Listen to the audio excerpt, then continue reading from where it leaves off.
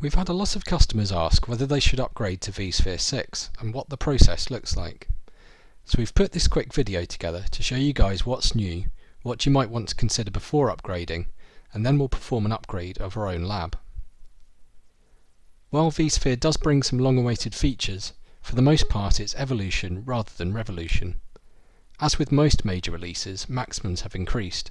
For example, we can now have 64 hosts per cluster, 8,000 VMs, 12 terabytes of RAM per host and 4 terabytes of RAM per VM. For most mid-market customers that's not going to have much of an impact, but it's good to know that the platform is getting more scalable and the list of applications that cannot be realistically virtualized is dwindling with each release. We now also get much anticipated support for vVols. To be honest, we're not expecting widespread adoption of this initially, and even in the future, we expect most customers to use vVols as a Tier 1 storage implementation, with most workloads actually remaining in standard VMFS data stores. However, it's an interesting feature that should circumvent the limitations of VMFS for those environments that need it. If you're looking at upgrading your own environment, there are a few things to consider. While most people will of course do this anyway, always check and double check component supportability and tailor your own plan and upgrade process to your specific environment. Whilst vSphere 6 appears stable, consider whether the risk to your environment of deploying a .0 release in production is worth it for the new features you may actually take advantage of. Finally, it's worth mentioning the process we're about to go through was performed in our lab environment. The process and dependencies in a production environment are of course likely to be different and potentially more complex. The first thing we're going to do in this demo is upgrade our vCenter appliance. We've been using VCSA in our lab for a while now, and it's definitely improved since its first iteration. The new version is deployed in a slightly different way through a nicer web interface which manages the process of deploying the OVF and even doing a side-by-side upgrade if you wish. This maintains historical performance information, logging, etc. from your existing VCSA deployment. A few things worth mentioning before we begin. Ensure clocks are synchronized across your vSphere network. Check your VCSA SSL certificate is valid. Definitely back up or snapshot your existing VCSA. Back up external vCenter database if you're using that. And make sure the hosts that you're deploying from are not in maintenance mode. In this case, we've mounted the VCSA 6.0 ISO to a management VM. First we install the vSphere 6.0 client integration plugin from this ISO.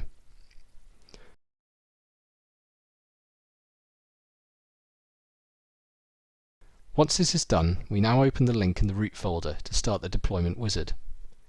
At this stage we can choose to do a new deployment or an upgrade. While the upgrade is not performed in place, the wizard will create a new instance side by side and migrate settings and historical data. We also found that the previous 5.5 appliance was left powered off and intact, so you have a nice easy failback option there as well. A point worth noting is that we can only upgrade from VCSA 5.1 update 3 or 5.5, and we are warned of that before starting the upgrade. After accepting the agreement, we specify the address and credentials of the ESX host that we want to deploy the new VCSA to.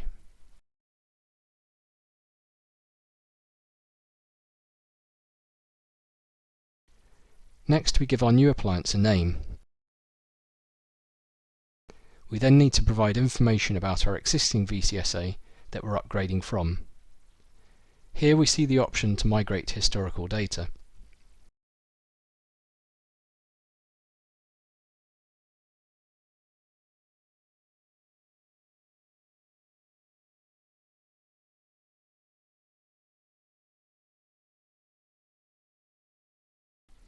Now our information has been validated, we are warned that port 22 must be open between the two VCSA instances for migration to be successful. Next, we select a deployment size for the VCSA. We're going to choose the smallest, as this is just a lab environment that's unlikely to grow beyond this specification.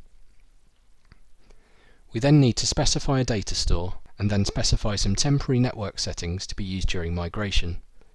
Once migration is complete, however, the new VCSA will assume the identity of the existing appliance, including the IP addressing, so there is minimal reconfiguration to be done. Depending on the size of your existing deployment, the VCSA may take some time to migrate. The script manages the process for us, deploying the OVF in the background, applying settings and synchronizing the config from the existing VCSA.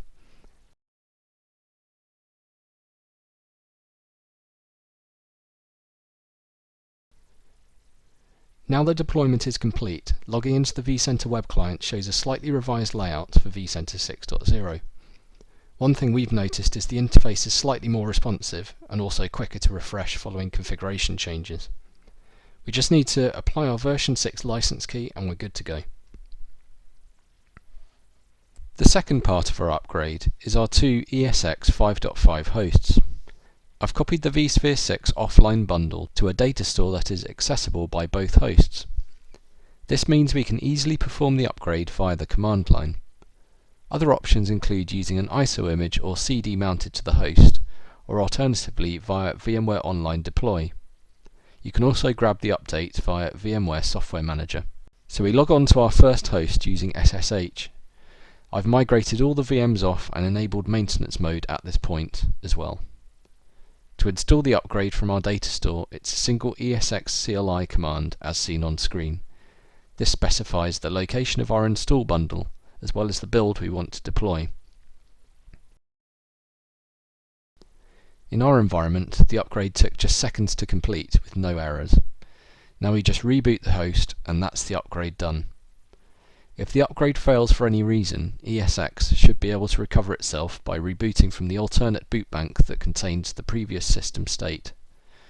There is also a VMware Knowledge Base article that walks through a manual failback as well, displayed on screen now. Logging onto the virtual KVM of our host shows it has booted successfully into version 6.0 of ESXi. Back in vCenter we also see the upgrade has worked successfully. Now we can upgrade our second host.